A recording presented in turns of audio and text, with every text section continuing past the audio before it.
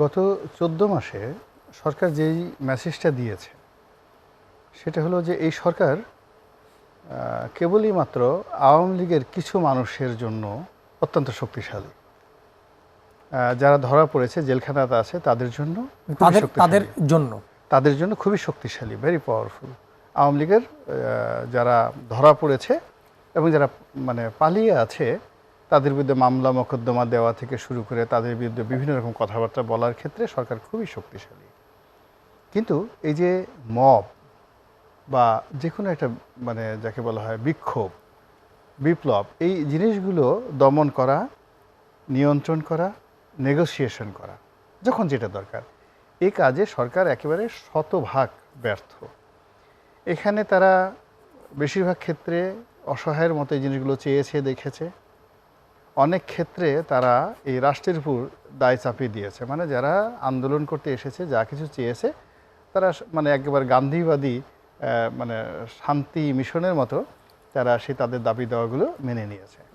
ফলে কি হলো, হুটহাট করে এভরি ডে যে সমস্যাগুলো এই মুহূর্তে যারা মানে সমস্যা ভারাক্রান্ত তারা নিজেরাও জানে যে এটা একটা অন্তর্বর্তীকালীন সরকার এবং এই সময় এই কাজটি করা ঠিক না, কিন্তু তারপরেও তারা বের হয়ে আসছে যদি কিছু একটা পেয়ে যায়। ২ নম্বর হলো যে আবার সরকারও আননেসেসারি কতগুলো মানে কাজ করতে চাচ্ছে, যেমন এই সময়টাতে তার কেন বন্দরটা দিতে হবে, এই সময়টাতে তার কেন এই মোবাইলের এই যে সমস্যাটা, এটা তো দীর্ঘদিনের সমস্যা। একটা নির্বাচিত সরকার এসে ৬ মাস পরে এই কাজটা করতে পারতো, কিন্তু এই কাজটা নিয়ে দেখেন আজকে প্রায় ১ সপ্তাহ যাবৎ বলতে গেলে ঢাকার বিভিন্ন এলাকাতে অচল। আমি নিজে আপনার এই অনুষ্ঠানে আসছি, সেই কারণ বাজার থেকে হেঁটে হেঁটে আমাকে আসতে হয়েছে। পুরো কারণ বাজারের যে এই এলাকাটা আমি আমার জীবনে কখনো এইভাবে বন্ধ হতে দেখিনি, যে ৩-৪ ঘন্টা পুরো বন্ধ এবং পুলিশ সব ঠায় দাঁড়িয়ে আছে। এই ঢাকা শহরে ভাই দেখেছেন কিনা আমি জানি না, কারণ বাজারের এই এলাকাতে এইভাবে অবরোধ করেনি।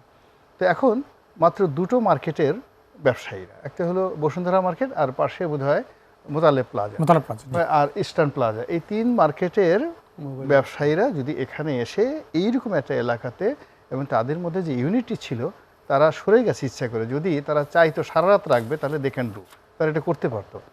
তো এই যে তাদের এই জায়গার দ্বারা আগামীকালও তারা ইনফ্লুয়েন্স করতে হবে।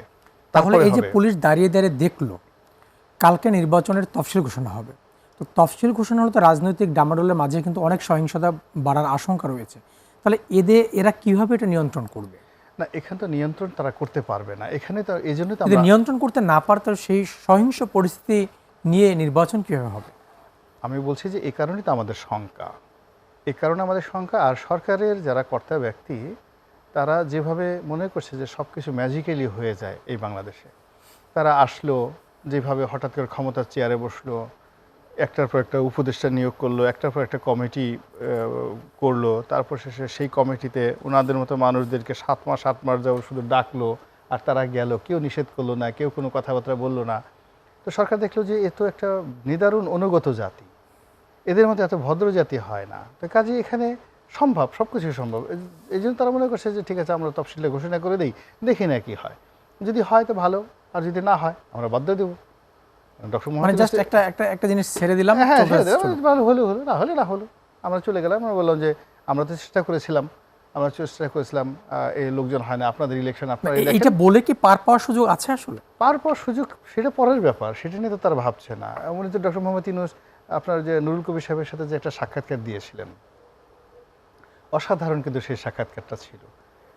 তো সেই সাক্ষাৎকারে তিনি খোলামেলা কতগুলো কথা বলেছেন যে তার বন্ধুবান্ধবরা তাকে এখন আর বিশ্বাস করে না। কেন বিশ্বাস করে না? তো বলে যে আগের বার তুমি যখন 1/11-এর সময় একটা রাজনৈতিক দল করেছিলে, আমরা তোমাকে বিশ্বাস করেছিলাম, তোমার কাছে এসেছিলাম, পরে তুমি আমাদের মাঝপথে ফেলে দিয়ে তুমি চলে গিয়েছিলে। ফলে আবার এই বুড়া বয়সে তুমি আবার নতুন যা কিছু শুরু করছো, যে কোনো সময় আমাদেরকে ফেলে চলে যেতে পারো, ইউ আর ভেরি আনপ্রেডিক্টেবল। ফলে মানে এই মুহূর্তে ডক্টর মোহাম্মদ ইউনূসের যারা সত্যিকার ট্রাস্টওয়ার্দি বন্ধুবান্ধব তারা কেউ কিন্তু তার সঙ্গে আসছে না, সেটা বলছে। তারপরে সে রাজনীতি সম্পর্কে সে বলছে যে আমি এটা বুঝি না, এখানে যে লোকজন আসে সবাই আমার সামনে এসে খুব মিষ্টি মিষ্টি কথা বলে, এখানে এসে বসার পরে তাদের কথাবার্তা শুনলে মনে হয় দুনিয়ার কোনো সমস্যা নেই, ও মাই গড, এখান থেকে বের হয়ে তারা সব উল্টে উল্টে কথা বলে, কেন বলে আমি এটা বুঝি না। তারপরে উনি বলছেন যে ঠিক আছে আমরা একটা জিনিস চেষ্টা করছি, যদি সফল হই ভালো, আর যদি সফল না হই ব্যর্থ হলাম। মানে পুরো জিনিসটা একটা বেগুন ভর্তা বা বেগুন ভাজির মতো। মানে উনি জাস্ট চেষ্টা করছে, দিলাম, হলে হলো না হলে নাই। হলে হলে না হলো, বেগুন ভর্তার ব্যাপার, তেল দেবো লবণ দেবো, মজা হলে হলো, না হলে না হলো, আপনার পছন্দ হলে খেলেন, না হলে না খেলেন, এইরকম একটা ব্যবস্থা। কিন্তু রাজনীতি এটা এত খারাপ যে এটা ওয়ান ওয়ে ট্রাফিক। একবার যদি এটার কোনো দরজাতে ঢুকেন আপনি সেখান থেকে আর বেরোতে পারবেন না। এই জিনিসটি ওনারা যখন বুঝবেন তখন আরও অনেক কিছু, মানে যত সম্ভাবনাগুলো আজকের দিন পর্যন্ত আছে সেই সম্ভাবনাগুলো নষ্ট হয়ে যাবে। জি,